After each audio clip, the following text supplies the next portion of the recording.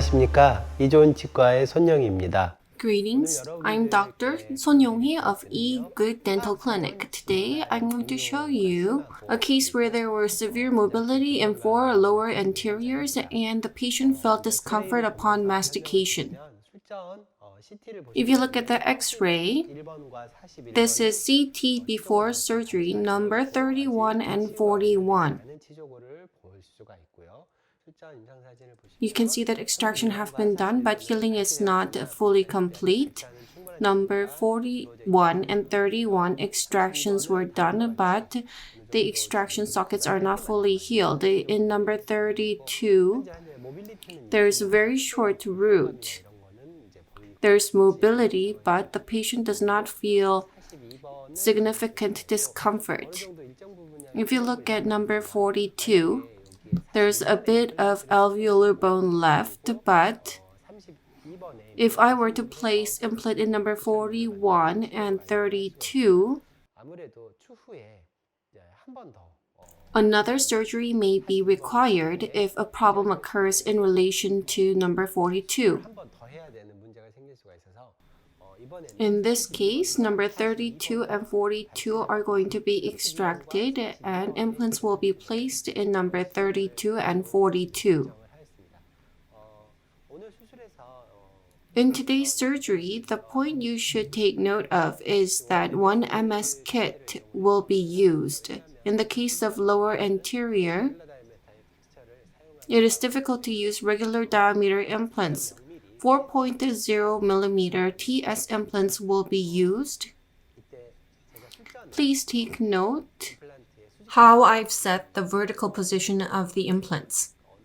How much deep should the implants go? This is something you need to take note of. When you do immediate implant placement, you need to consider remodeling that occurs after treatment and gingival recession. Therefore, you need to place the implant about 1 to 1.5 millimeter deeper in order to prevent aesthetic issues.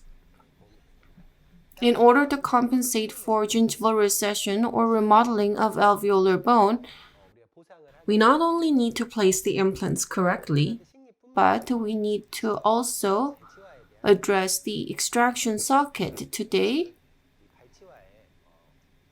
socket preservation is going to be done using AOS collagen.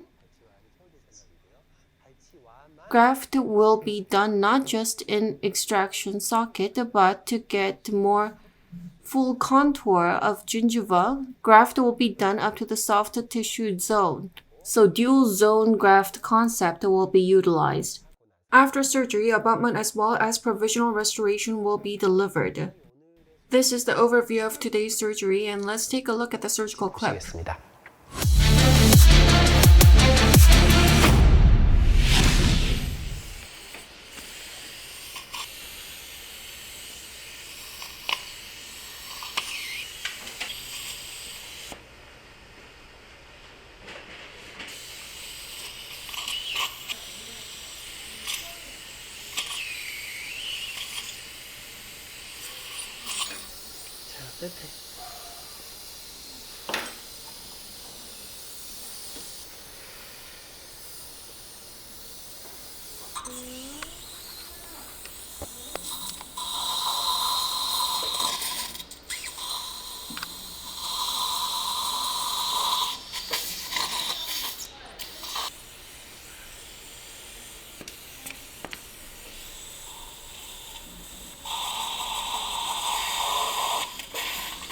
아프셔요? 네.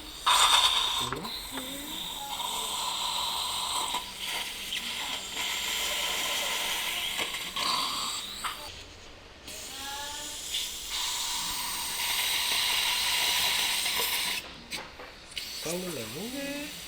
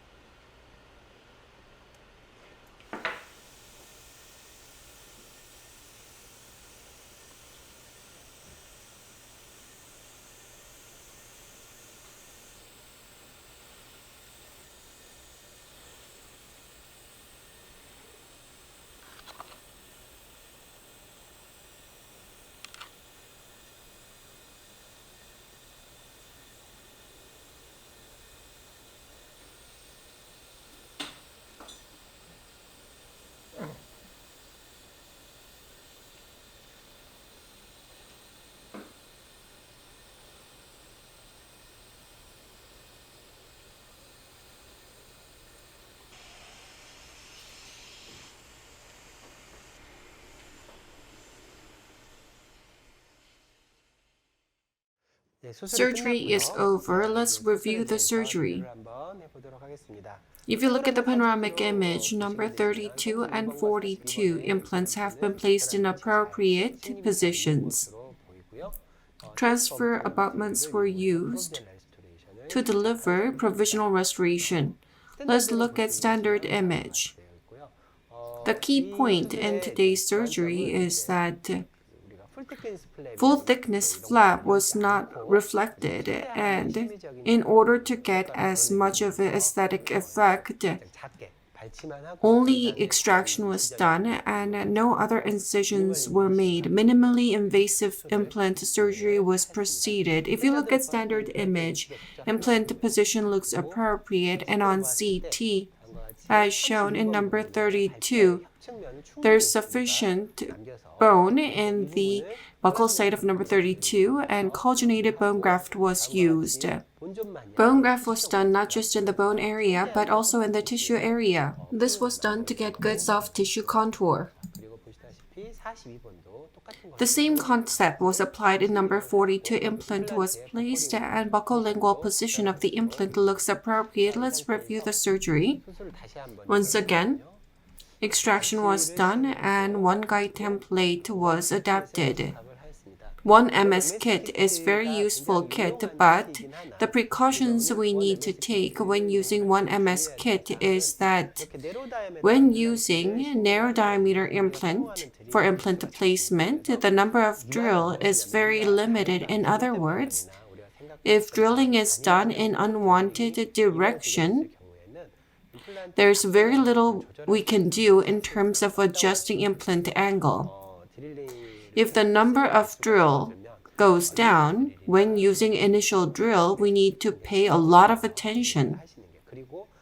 The tactile sense we get as we do drilling, if you feel like the drill is being displaced, do not proceed any further, and you need to take precautions to prevent drill displacement.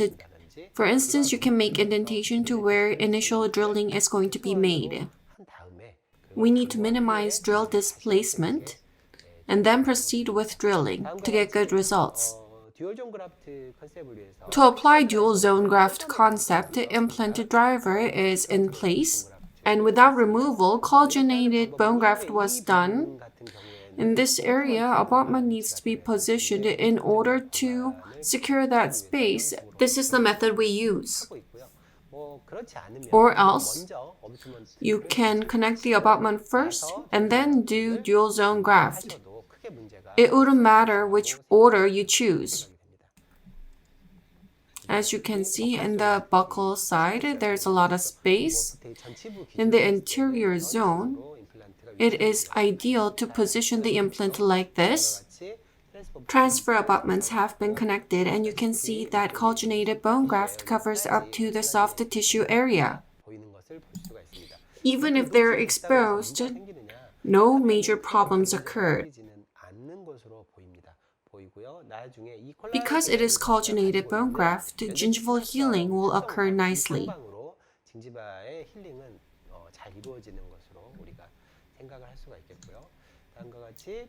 Provisional restorations have been provided and surgery was closed. This is what I always do, but in the case of ponic, I use this ponic to do gingival compression, to do gingival molding, but right after surgery, I try to leave a gap here so that healing can occur more nicely. If there's food impaction here, self-cleansing can be done if there's a little bit of gap, so it will be more favorable for healing.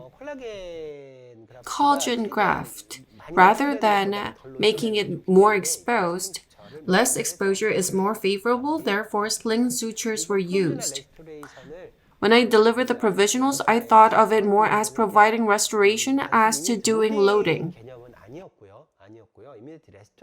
I made sure that I did occlusal adjustments so that they were out of occlusion and were not subject to loading. That is my preference, and I believe this is a more safer choice. In the case of this patient, after 3 months, final restorations will be delivered and loading will be applied. In the case of lower anterior case, if we place implants freehand, it can be very difficult, especially when placing multiple implants. It can be very difficult to find the right path. When we use one guide in such instances, we can get excellent results. That is why I've used it in my surgery. Thank you for watching.